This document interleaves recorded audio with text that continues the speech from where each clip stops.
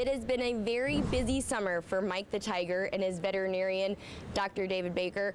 How have you seen Mike's demeanor change, if at all, or his personality after being diagnosed with cancer earlier this summer? We haven't really seen Mike's personality change at all. He has the same affectionate, inquisitive personality that he had before the treatment. I think the most interesting part about this treatment of Mike's cancer is the fact that it was done here in Baton Rouge at Mary Bird Perkins Cancer Center. First of all, what were the logistics of getting a tiger from his habitat here on campus all the way to the hospital? Well, we really don't have time to talk about them all because there were so many. It's all the little things with these animals that get you.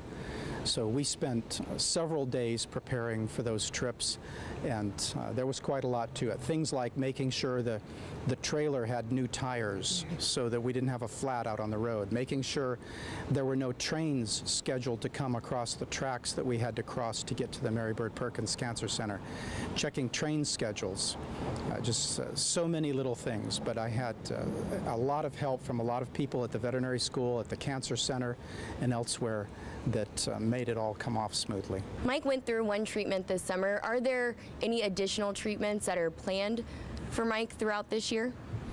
We haven't made that decision yet. We're going to reassess Mike's tumor, which of course didn't go away with the treatment but did shrink. We're going to reassess that in October, and then we'll make a decision about another treatment. We may do one more treatment. There really wouldn't be much point in doing more than that because any cells that were left that were not affected by the radiation are simply not going to be affected. As unfortunate as the situation is for Mike and everybody involved in Mike's care, what is the value of this type of medical situation to the vet school here on campus and also to the doctors at Mary Bird Perkins? Well, there is a concept in medicine we call the one medicine concept, and that is that animals share many physiologic and medical similarities, and so when you learn something from one, you can often translate that skill, knowledge, experience to another. What was very interesting to me was to listen to the conversations between our veterinary oncologists and radiologists and our human medicine counterparts over at the Mary Bird Perkins Cancer Center, and to hear each of them say, oh, that's how you do it? Well, we do it this way, and to watch them learning from one another's knowledge and experience. That was very beneficial. I think to all of them. Of course, our veterinary faculty will have benefited the most because they're the ones that may do another tiger in the future, but I think everybody learned quite a bit. Were you surprised at all about the love and emotion that this brought out in the LSU community and the Baton Rouge community, kind of everybody going through this together with Mike and following him along through this?